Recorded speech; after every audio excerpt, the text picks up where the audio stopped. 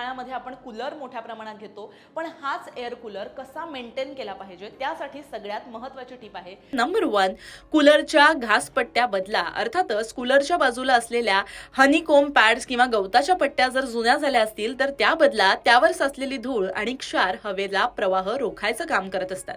Number 2, ते म्हणजे पंखा आणि मोटर ऑइलिंग करणं गरजेचं आहे.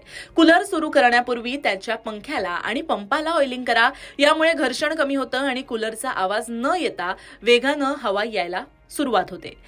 यानंतरचा मुद्दा तो म्हणजे पाण्याची टाकी स्वच्छ ठेवा. टाकीमध्ये साचलेलं गढूळ पाणी काढून टाका. आठवड्यातून एकदा टाकी घासून स्वच्छ करा, जेणेकरून डास होणार नाहीत आणि दुर्गंधी येणार नाही. यानंतरचा मुद्दा तो म्हणजे खसचा वापर. कूलरच्या पाण्यामध्ये थोडंसं सुगंधी तेल किंवा खसचं थेंब टाकले तर घरभर गारवाही निर्माण होतो आणि सुगंध सुद्धा दरवळतो. Last but not the list, cooler कधीही बंद खोलीत कोपऱ्यात ठेवू नका. कूलर नेहमी खिडकीत ठेवावा, जेणेकरून तो बाहेरची ताजी हवा आत खेचेल. यामुळे ह्युमिडिटी वाढत नाही. या सगळ्या गोष्टी तर यंदाच्या उन्हाळ्यात तुम्ही केलात तर तुमचा यंदाचा उन्हाळा सुद्धा एकदम गारेगार होईल.